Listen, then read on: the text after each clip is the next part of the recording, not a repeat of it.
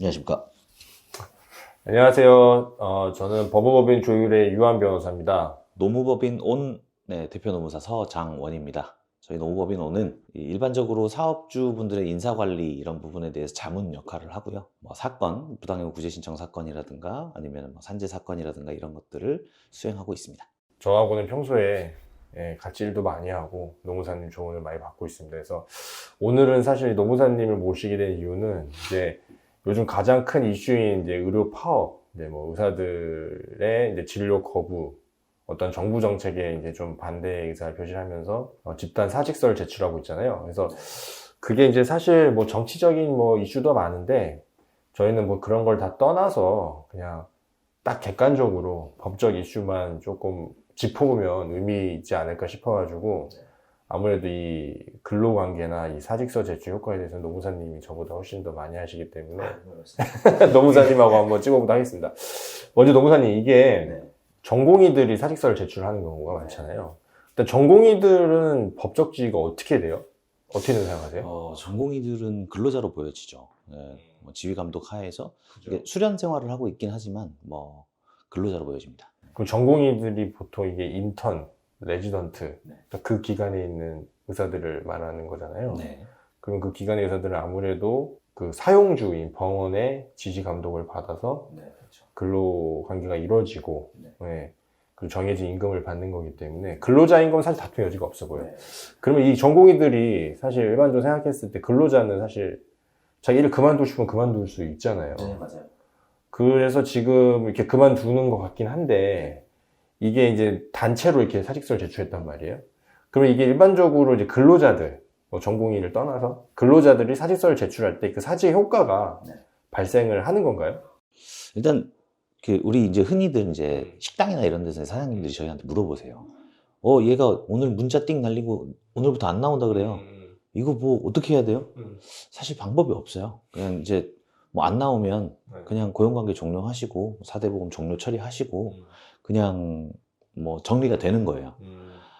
이게 간혹 이제 이거를 아니 그래도 예를 들면 한 달 예를 들면 계약서에 내용을 넣어놓는 경우도 있어요. 계약서에다가. 그러니까요. 고용기간을 정해놓는 경우가 진짜 네, 문제잖아요. 고용기간을 만약에 1년 동안 나오기로 계약을 했는데 그냥 1년 안 채우고 그냥 다음날 나가겠다. 이렇게 해버리는 경우가 있어요. 그렇기 때문에 이게 해지 효과가 발생하는 건가요? 일단 이 전공의 사태에서도 그게 좀 쟁점일 것 같아요. 이게 만약에 고용기간을 약정을 했다면 부득이한 사유가 아니면은 고용관계를 해지할 수가 없습니다. 그죠.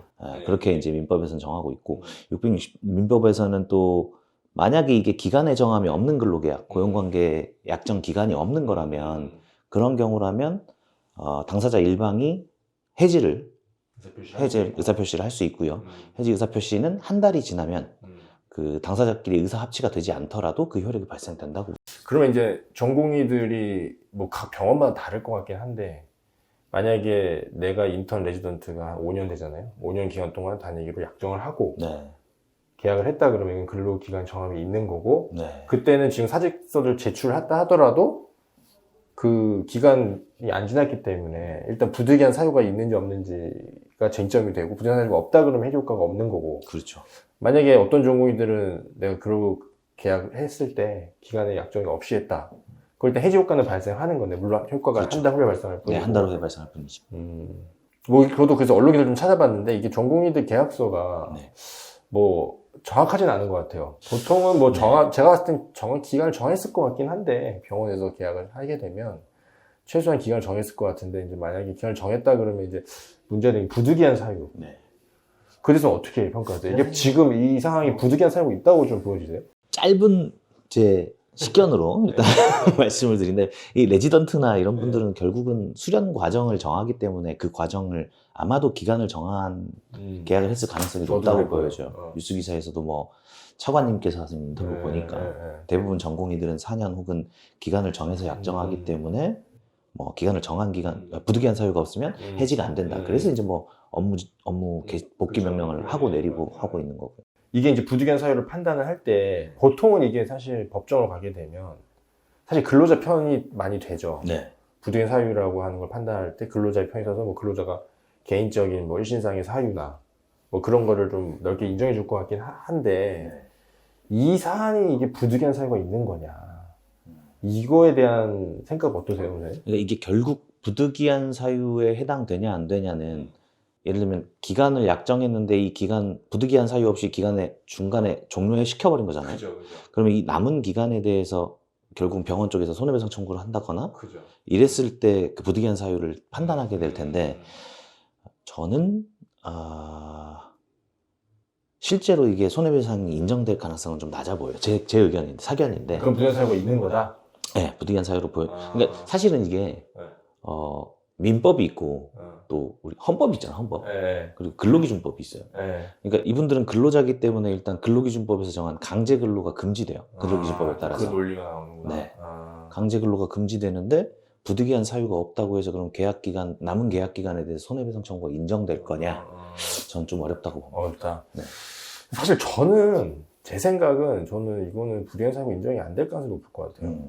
왜냐하면 만약 부득이한 사유가 인정돼 버리면 계약서에 의미가 있는. 그러니까 병원 측 입장에서는 지금 병원은 어쨌든 뭐 병원 목소리가 지금 나오고 있지는 않은데 병원도 의사를 좀 단체로 나가는 일할 사람이 없기 때문에 지금 어떻게 보면 병원 측에서 굉장히 큰 손해가 발생하는 거거든요. 그럼 이제 부득이한 사유가 만약에 일신상의 사유다 이런 거면 인정이 되지만 이게 이 기간을 못 채울 어떤 중대한 사유여야 될 것 같아요. 부득이한 사유라고 하면. 근데 이거는 지금 어떤 정부 정책이 나옴으로 인해서 갑자기 사직서를 제출한 거고, 만약 그 전에 내가 뭐가 이거가 있었다, 내가 뭐가 여러 번 사직서를 제출했던 어떤 그런 직업에 대한 회의 이런 것 때문에 정말 이 전문이 갑자기 너무 힘들고 뭐 내 몸도 근로시간 너무 길고 뭐 이런 게 해서 있었다 그러면 되지만 이거는 그래 보진 않거든요. 일괄적으로 그냥 사직서를 쫙 제출하는 이제 그런 느낌이라서 이게 부득이한 사유 인정이 될까 하는 생각이 좀 전 들고, 만약 인정이 안 될 것 같고 그러면 이제 결국에 병원 정부에서 내린 뭐 업무 복귀 명령이나 그렇죠. 병원에 손해배상 청구를 할지 모르겠어요, 실질적으로. 근데 만약 한다 그러면 이거는 어느 정도 인정이 될 수도 있지 않을까. 해지의 효력이 발생이 안 되는 거기 때문에 그러면 근로를 해야 되는데 일방적으로 안 한 거거든요. 당시 활동을 한 거고. 저는 좀 그렇게 생각해 보이는데 이거는 뭐 알 수는 그냥 뭐 판단이기 때문에 그만두는 자유가 없으면 사실은 뭐 이게 노예죠. 근데 그런 적이 없는데 이거는 단체로 하는 거니까 집단으로 했으니까 저는 그 생각이 좀 들고. 신한 염전 노예랑 다를 게 없어요 그러면. 못 여기 역시 그만두면. 노무사님이십니다. 네, 노무사님. 전 47이고 여기 노무사님. 또 이제 좀 논의를 더해 가자 보면 이제 뭐 업무 복귀 명령, 그다음에 사직서 수리를 거부하라는 명령, 이런 명령이 내려왔잖아요 정부에서. 네. 그런 것도 좀 이 논리랑 다 되는 것 같아요. 만약에 사직서 수리가 정당하다 그러면 사직서 제출과 효과 발생한다 그러면 뭐 복귀 명령이나 이런 거는 사실 정당하지는 않는 거죠. 네. 나중에 처분 취소가 될 수는 있을 것 같고. 네. 만약 해지 효력이 발생이 안 된다, 제 논리처럼, 그러면 이거는 이 명령 자체는 국민 생명과 신체를 보호해야 되는 정부 입장에서는 이 처분의 효력은 정당한 처분이 될 수도 있을 것 같아요, 제 생각에는. 저는 일단 업무 복귀 명령까지는 뭐 할 수 있을 것 같아요. 그냥 돌아와서 일해라 이런 뭐 어떤 행정 명령이니까. 근데 그 이후에 이제 계속해서 업무 복귀 명령을 안 했을 때 떨어지는 처분. 그죠? 결국은 네. 이제 자격 박탈이나 아니면 자격 정지나 이런 처분이 될 텐데 요거에 대해서는 분명히 송사가 일어날 것 같다. 일어날 것 같아요. 그거는 네. 사실 또 다른 문제거든요. 네. 네, 이건 정말 직업의 자유를 직접적으로 침해하는 거잖아요. 직업에 이제 아예 박탈시켜버리고 정지시켜버리고 하는 거니까. 그래서 그거는 아마 좀 쟁점이 더 되고 문제될 수 있을 것 같은데. 반드시 이거는 이제 사견임을 명확히 밝혀드립니다. 사견임을 명확히 밝혀드리는데 요거는 처분의 정당성을 잃을 가능성이 높다. 이렇게 저는. 근데 저는 이 사태를 보면서 그 생각이 좀 들더라고요. 의사분들은 참 단합이 잘 된다. 그렇죠. 네. 그러니까 저희 변호사들은 단합이 잘 안 돼요. 네. 변호사들은 이제 각자 이해하는 게 다르거든요. 그래서 이제 다른 논점으로 하나 넘어가서 그렇죠. 이런 논의도 있더라고요. 이제 파업이냐 이게, 아니면 그냥 개개인의 사직서 제출이냐, 이런 논의가 있어요. 근데 이제 뭐 이게 파업이면 결국 쟁의행위에 해당한다는 거고, 그러면 이 쟁의행위가 만약에 정당하다 이렇게 판단이 되면 사실 지금 저희가 했던 논의, 뭐 해지의 효력이 어떻고, 업무 복귀 명령이, 이건 다 의미가 없는. 쟁의가 정당하면 그건 다 그렇죠. 면책이 되니까. 면책이 되는 거거든요. 그래서 그 논의가 좀 중요해 보여요. 네. 그래서 일단 이런 의사들의 단체적으로 사직서 제출, 이건 어떻게 파업으로 좀 인정될 수 있을까요? 저는 일단 그 노조법에서 정의하고 있는 쟁의행위에는 해당이 될 것 같아요. 정의상으로는. 왜냐면 이제 어떤 뭐 근로조건의 목적 달성을 위해, 근로조건의 향상 등 목적 달성을 위해서 결국은 그 사업의 정당한 운영을 방해하는 행위가 쟁의행위라고 보여지거든요. 저해하는 행위. 그죠. 근데 이게 정당하냐 안 하냐. 그렇죠. 이제 그거는 네. 이게 쟁의행위냐 여부와는 상관없이 없이, 정당성을 그죠. 따져봐야 네, 되는데, 일단 쟁의행위의 정당성은 주체, 목적, 절차, 그리고 뭐 태양 이런 것들을 봐야 되는데, 주체상에서 일단은 노조가 주도한 행위가 아니에요. 그죠. 일단 주체에서 날아갑니다, 요거는. 전공인 노조가 있나요? 네. 전공의 노조는 제가 없다고 알고 있어요. 노조를 만들 시간도 없죠, 전공인 그렇죠. 그러니까 제가 볼 때는 주체들 날아가고, 네.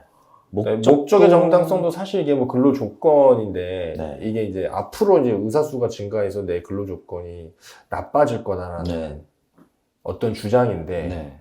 그게 객관적으로 입증이 안 되는 거잖아요. 지금 정부에서도 의사협회랑 협상을 할 때, 네. 이거 너희 근로 조건하고 관계없다. 우리 다른 보완적 대책을 내려야 거다. 뭐 이렇게 논의가 되고 있는 것 같거든요. 그래서 네.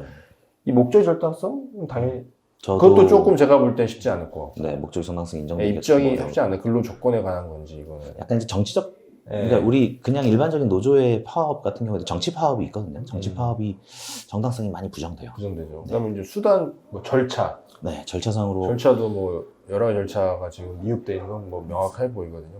뭐 아까 말씀드린 찬반 투표도 있어야 되고. 쟁행위 하기 전에 이제 찬반 투표를 반드시 거쳐야 되고 이걸 효력 요건으로 보고 있기 때문에, 그러니까 노조 자체가 없기 때문에 쟁행위 찬반 투표가 당연히 없겠죠. 그리고 이제 또 필수율을 유지해야 되는 네. 그 업무들도 있는데 그거를 네. 사전에 이렇게 미리 이렇게 협정을 명확하게 맺어야죠. 맺어놓고 병원 측 사측과 음. 쟁행에 나간 건지 네. 이런 게 제가 보기엔 좀 불확실해 보이거든요. 사실 이건 저는 전략적으로 지금 사직을 선택했다고 봐요. 그러니까 이거를 예를 들면 이거를 쟁의행위로 몰고 가기 위해서는 사실 이제 노조도 조직하고, 노조를 조직한 다음에 뭐 목적의 정당성을 어필하고, 그리고 쟁행위 찬반 투표를 하고 했으면 파업으로 갔겠죠. 그러니까 방향 설정을 이미 전공의 단체에서, 단체는 있죠, 협의체처럼. 그 단체에서 집단으로 사직하는 쪽으로 방향을 정한 게 아닌가 싶어요. 파업을 안 가고. 그러면 이거는 사실 쟁의의 정당성은 없다. 저는 없다고. 네, 저도 사실 같은 생각입니다. 이거는. 네, 그래서 이거는 면책은 안 될 것 같다. 만약에 뭔가 손해배상이 들어오거나 이러면 병원 측에서 저도 같은 생각입니다. 네. 일단은 뭐 저희가 이 정도로 어떤 이 전공의들의 지금 집단적인 사직서 제출에 대한 어떤 법적인 그런 거 좀 다뤄봤습니다. 그래서 네.